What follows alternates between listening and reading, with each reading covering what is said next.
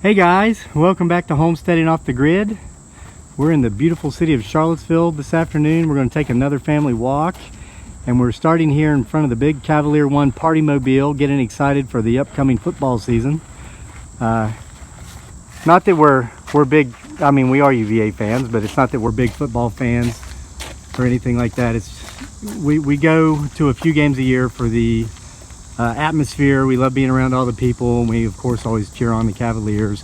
But that big van we just showed you is always sitting down there, and they have like this free tailgate thing. So if you go and you don't say you don't have friends or family and you just kind of want to be around some people and have some fun, Cavalier One party mobile is always there, and you're always welcome. Where we're going here is we're entering the Rivanna Trail here on one of very many entry points here in Charlottesville. We are down here below the law school and the Darden Business School, and we're going to show you that later in the walk. These are some practice fields here. It's where the Lady Cavaliers play softball back here behind me, but we enter the trail here. The trail's going to loop around, so this is a wonderful hike. We get to walk about 1.5 miles in the woods, and then we'll pop out up there on top, and we'll come past the law school, the business school. We might go out and see the baseball field and the track where they have the track and field meets. Beautiful 8-lane track. I don't know if we'll have to see how much Dearly and Daniel can hack it here. Up until a week and a half ago, well, just over a week ago as of this recording, I was a mailman walking 12 miles a day, so I could walk out here all day. But these guys are just kind of getting back into these family walk things, and now we're in the woods. Yeah, but this Rivanna Trail, it goes all the way around and through Charlottesville. You can spend days out here hiking on this thing. This place is beautiful. Is it beautiful, buddy? Let's see. Yep, look at this. Isn't this gorgeous? It's a bridge crossing the stream.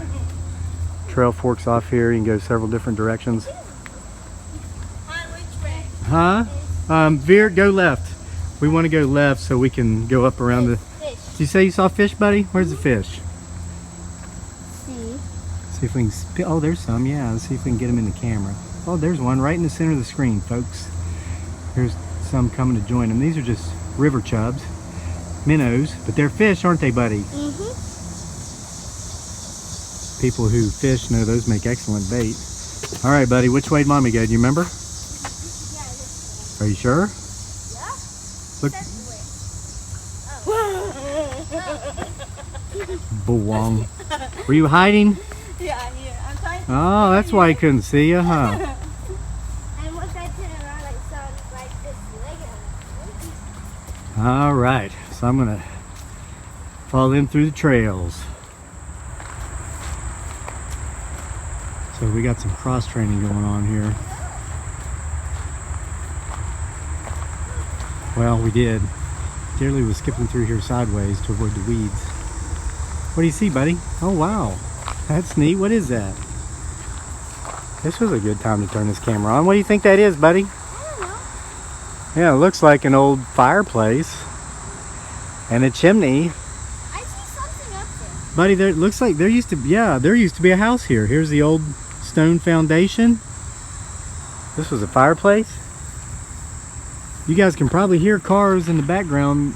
Route 250 bypass is right up there. So even though the woods are beautiful and all this stuff, we're not too far off the beaten trail, but it looks like once upon a time there was a house here. Wow, beautiful. I'm glad you saw that too, buddy. Where'd your mommy go? You think she's hiding from us again? Over there? She's motivated. That's pretty, isn't it? Yeah. Daniel saw this stream and he turns around and he yells, "Get this on camera." I'm pointing at the stream and he's giving me this real serious look, so I have to make sure to get this on camera. Huh?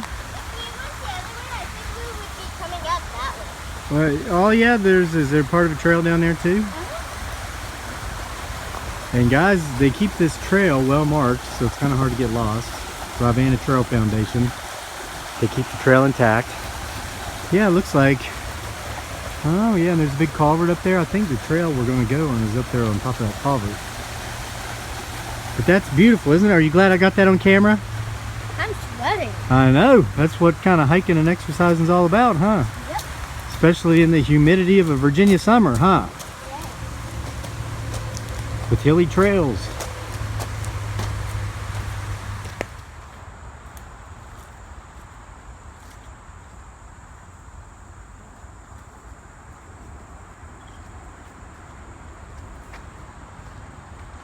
Oh, it's so beautiful. There's a stream. Oh yeah? Let's go see this beautiful stream.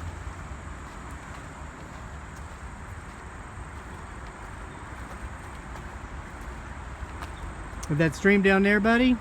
That is a pretty stream, isn't it?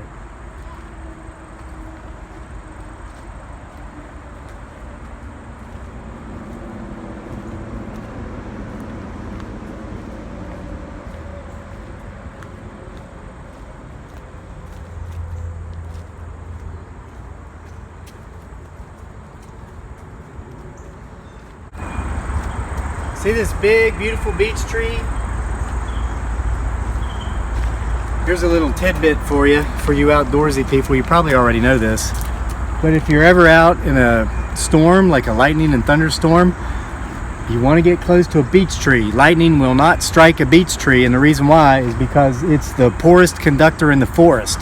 If you didn't know, the center of a beech tree is hollow, so it doesn't conduct very well.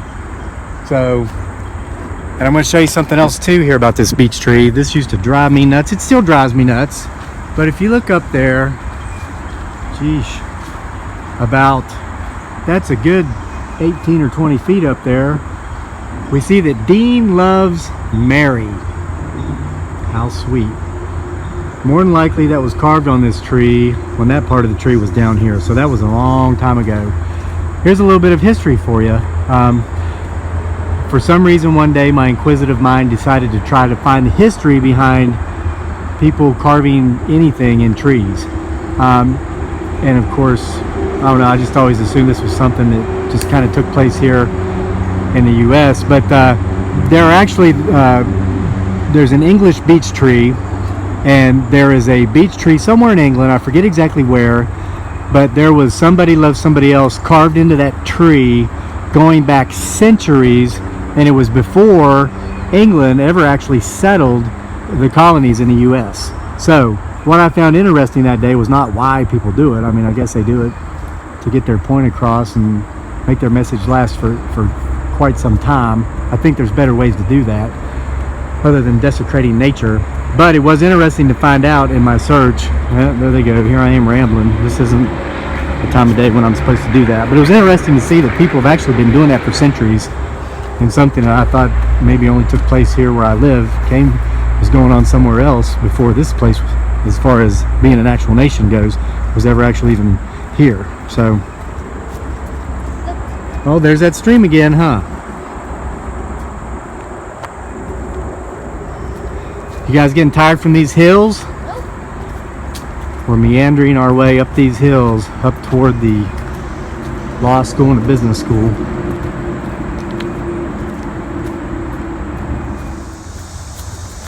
Alright, so we're coming out of the woods here. Just made it up the Rivanna Trail, popping out of the woods back onto the campus up here.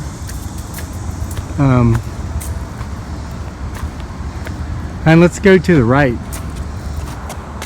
So we're back here in a big parking lot here on the University of Virginia's campus.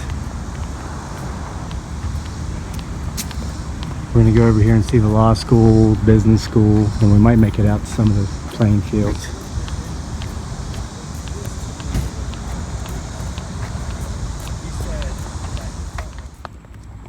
All right, now we are entering the foyer of UVA Law School.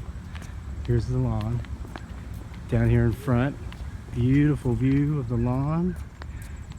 And then here is School of Law. This is gorgeous. It's beautiful, isn't it, guys? Look at this well manicured lawn. It's like they get out here with little scissors every day, all year long. I'm telling you guys, if you've never been to the campus of the University in Charlottesville, Virginia, got to make a trip to see it. You can go see Thomas Jefferson's home, Monticello, while you're here. So much history here, but this is an absolutely beautiful, beautiful campus. That's why we like to come down here and take walks. We only come into town maybe twice a week. We let our errands back up on us so that we don't waste a lot of trips coming into town every day. So when we do come, we have to do several things. But we like to make sure to, you know, if time permits and the weather's nice, and we'll swing by the campus, different parts of the campus. Like you probably saw our video last time of walking around the different part of the campus up there where the rotunda is. What'd you say, honey? What'd you just tell me? Take a video of me. That's not what she said. She said I had to take a video from back here from far away so that you can get the full view of the law school. Isn't it beautiful? So beautiful. It is, isn't it? Yeah. Yeah, and it's more beautiful with you in the video. It's just an absolutely beautiful school. Now it's even more beautiful. Now it's most beautiful. University of Virginia School of Law, David A. Harrison III Law Grounds. Say hi. Hi.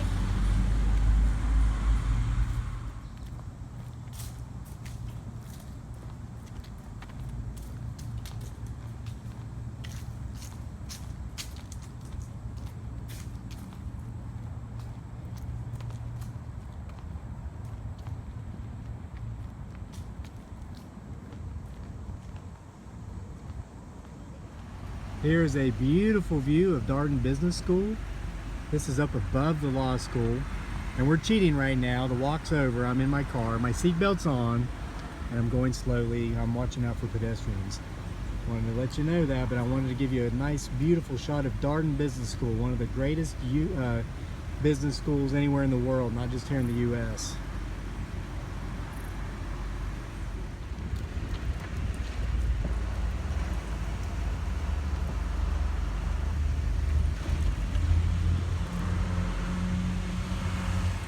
Alright guys, our walk's pretty much over. We're heading to the grocery store now. But I wanted to give you a quick view of Lanigan Field, UVA baseball field, Clockner Stadium. Or at least part of it here before we take care of our errands. But here is the track. They have a nice, this is for pedestrians to walk around on the outer portion here. But this is where the University of Virginia holds their track and field meets, and we've come to a couple of them since we've been here in Charlottesville, and since I've been back. Way over there is Davenport Field, home of Virginia baseball. Back in 2015, UVA was national champions, NCAA Division I national champions. And just this summer, they added this new portion of the stadium on. We've been to several baseball games. We're gonna go to some next spring. Here's the soccer stadium. We used to go up there and watch the girls soccer. But here's the track. Beautiful track. They've got 8 lanes. This is the track where I ran my last sub 5-minute mile. This was years ago. I was 30 years old and still running, still fit at the time. And there's a group here called the Charlottesville Track Club. It's an amazing group, and they put on road races almost every weekend in Charlottesville. You find a 5K or a 10K or a 20K, or the Charlottesville 10 miler is the most popular road race they have here. But they do several open track meets in the summer for people of all ages, young and old. And so when I turned 30, I felt old.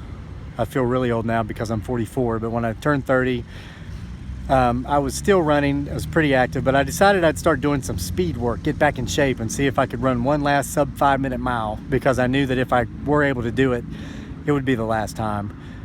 So I got in shape over a period of about 90 days, was going to the track, doing speed work and whatnot.